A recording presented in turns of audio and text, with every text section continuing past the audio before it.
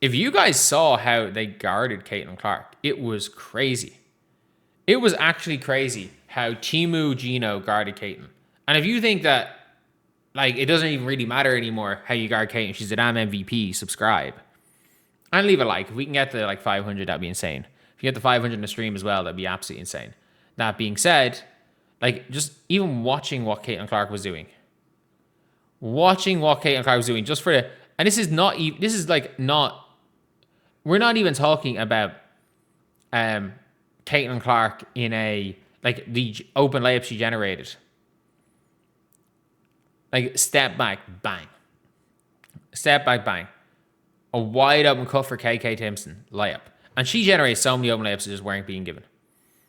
Great job there by Aaliyah. That score is all Aaliyah. That's type of little thing that you don't really notice from some players. And, like, she split that screen like Alana Smith wasn't even there. Going downhill, they just picked up everybody. Like, they picked up no matter what. And you're seeing it there. Like, they are switching screens. They let Caitlin's got on whoever she wanted.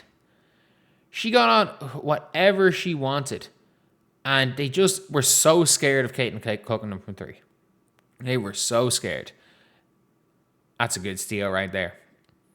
But if you're watching again how this game was played from Dallas' perspective, there was no real, like, it wasn't we're forcing baseline, we're doing this, we're doing that. It was we're stopping Caitlin. And it was probably the most naive defensive scheme I've seen on Caitlin. Like, they went flat hedge there.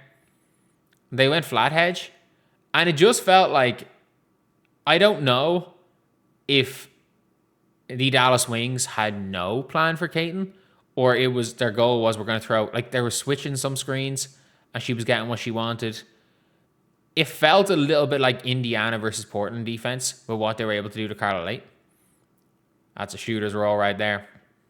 But even late in the game, they started fully overplaying everything. Like, they were anticipating screens. They were anticipating things. Like, Caitlin was throwing passes and they weren't even realizing. Like, some of the shit Caitlin was doing here, where it's like, oh, we're going to go to Kelsey Mitchell. And that's what you don't do.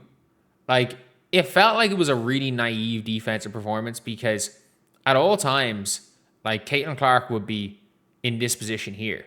And you would think maybe the defender is playing her on this side here. What's undo?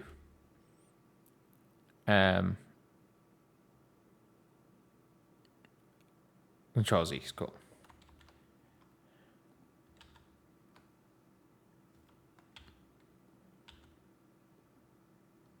Okay. There we go. But you would assume, again, that, like Caitlin, with the way she's being played, that maybe they're guarding Caitlin a little bit higher. But they didn't.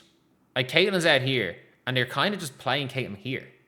So, like, if Aaliyah's here, and she's coming up to set a pick here, and Caitlin wants to go this way, then, one second, I need to change this color to white. Drawing color white. There we go. If Aaliyah's coming up here to set a pick, and Caitlin decides she wants to go this way, then what you should be doing as a defender is basically going and trying to fight over or do something. But what was happening was this defender was hedging up badly, and they were sometimes flat hedging. They were either badly blitzing or flat hedging, and then this defender kind of just hung around in this area here, meaning that whatever Fever player was here just went to the basket. They were wide open. Like, I don't think people understand how many wide open shots the Indiana Fever got in that game. How many wide open shots they generated from that. In transition, Caitlin Clark would be getting the ball here, and she's kind of running up and around here. That's what she's doing. They were picking her up here. They were picking her up here, and it's like, okay, yeah, Caitlin's going to run. And then they were, like, trying to step up to her on the three-point line, and Caitlin just burned them. Caitlin would just go and burn them right to the basket. Caitlin was kind of attacking downhill at these angles. And what they were doing is they were cut off Caitlin. Whatever way she went, they cut her off. It feels like they were trying to turn Caitlin. So, Caitlin again decides is being guarded here. Is she being forced middle? Is she being forced baseline? Neither. It's turn. So every time, if Caitlin goes here, this defender then goes to here. And what happens then is Caitlin's here, the defender's here, defender goes here. Caitlin then just goes with a behind the back or a crossover and takes to the basket. And I don't think people understand how good Caitlin Clark's behind the back dribble is. Like, it is one of the most deadly moves in the entire WNBA. Is Caitlin Clark deciding that a defender who is playing her straight up. So again, if you are Caitlin Clark and a defender is playing you straight up. So when you're guarding a Caitlin Clark, you have to force her to one side. If it's right, if it's left. Everybody knows what she's trying to do. But people also don't understand that Caitlin Clark's biggest asset is her ability to go from here to here. Is her ability to weave direction while losing zero speed. It's really hard to show without like a free line. But like most players, when they go and they change directions, they kind of come to here and they stop, then they make a move. And then they kind of go maybe to here. With Caitlin Clark, it's different.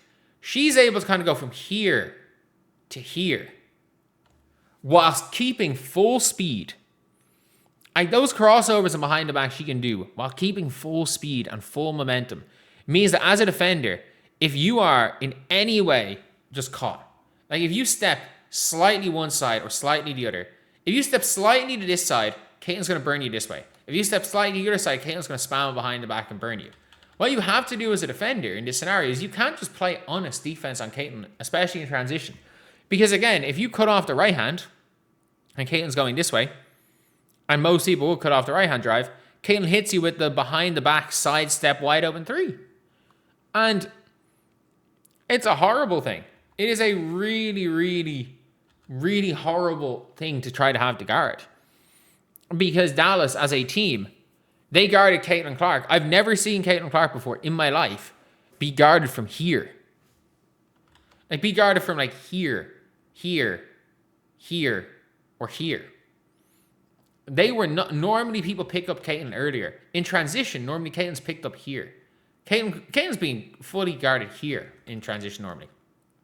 Caitlin would sometimes be in this position here. And she'd be being guarded here.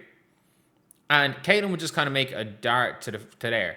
And another female player would be here. The ball just gets past Caitlin. And there was no pressure at all. But the problem was, again, because you weren't blitzing, there were certain looks. Caitlin Clark, again, started coming off some of these screens. So, like, Aaliyah could be here. And she would go and set a pick. And let's say Caitlin's being guarded here. But what they were doing was they were blitzing really badly. So it was like a somewhere between a trap and a hedge. So like they were trying to hedge, but what they were doing was this player was kind of going under. So Caitlin would just dribble and then just throw a pass knowing Aaliyah's going to be there. So like Aaliyah rolls off that to the basket and Caitlin's just has thrown the pass to there. It doesn't really matter. Like if you see that Caitlin anticipates, and that was one of the things that I think Jose Fernandez, he did not realize how good Caitlin Clark is. It is as simple as that. Like, he did not know how good Caitlin Clark is at basketball. He thought, we can guard Caitlin like she's any other point guard. Newsflash, you can't. Like, say what you want about it. And, like, you can't. Like, big newsflash. You cannot. You do not guard Caitlin Clark like she's any other point guard. As well as that, what you can't do is, under any circumstances, when Caitlin Clark is standing here with the ball, and Kelsey Mitchell is standing here, under no circumstances can you deny Kelsey Mitchell the ball. Why can you not deny Kelsey Mitchell the ball? Because Caitlin is throwing this pass. The second you deny Caitlin, it's not, or you deny Kelsey, it's not one of those things where Caitlin needs to take a dribble. Where Caitlin goes and takes a dribble and then a player goes. No. Caitlin's is curving this pass from here. And Kelsey's gone before it even happens. And you are not this defender is not beating Kelsey Mitchell in a foot race. They're just not. They're not beating Kelsey Mitchell in a foot race. So the second you deny Kelsey Mitchell, the pass is being thrown. And Kelsey Mitchell is the best cutter in the league, closely followed by Paige Bueckers, Citron, AZ Flood. The difference is that Caitlin Clark does not give a shit about turning the ball over. So in these scenarios right here, like, most players wait until they see Kelsey Mitchell's open, and then they'll maybe take a dribble and make a pass. No. Kelsey sees the defense go from here to here to deny. And while the defense is coming up, Kelsey Mitchell hasn't even started moving yet. The second she sees the defense shift, the ball's gone, and her expectation is that Kelsey Mitchell's moved. And that is a big difference, where it's like, her passes to Aaliyah and Kelsey. Like, I don't think people understand that, like, she's throwing those passes because she's expecting her teammates to be on the same wavelength as her. In all of those scenarios, she is expecting her teammates to be on the same wavelength. And that is the big difference between Caitlin and any of these other passes, including Kelsey Mitchell, including Olivia Miles. Like, Olivia Miles and Chelsea Gray might be more accurate in throwing the pass. But they don't see a defender going from here. They don't see a defender creeping up slightly here while Kelsey Mitchell's standing there as a trigger to throw the pass anyway. And it works so often. Like, there's a reason why Kelsey Mitchell gets so many cuts. And like, a Paige play with Caitlin, holy shit. Like, I'd say if you're Paige, like, Paige's ideal scenario would have been for Fever to tank one more year and end up in Indiana. Because I don't think there's two guards to complement each other's game better than Paige and Caitlin. I think Paige's game complements Caitlin slightly more than Kelsey Mitchell's does. But we're now starting to see Kelsey Mitchell too. But yeah, look, the Dallas Wings, the way you can even see all of these late passes. Like, just look at these. So look at when she throws the pass. Aaliyah hasn't even really started her cut. Like, she's midway throwing this pass. Aaliyah's not even nearly open off, like, and that's not even a bounce pass. Like, you would think she's decided to throw a pass without any idea if Aaliyah's going to be open. This one here as well. Look where she starts to throw this pass from. She has decided she is throwing this pass from this position here. She's decided she's throwing the pass here. And a whack is there as well. And then the last one here is like, she's midway throwing this pass. Look at the way the defense is. Kelsey hasn't even thought about running. Kelsey just sees Caitlin throwing the pass and is like, oh, I'm open. Like, it is a level of anticipation and ability to see things before they happen and getting players open and creating the place and making the pass.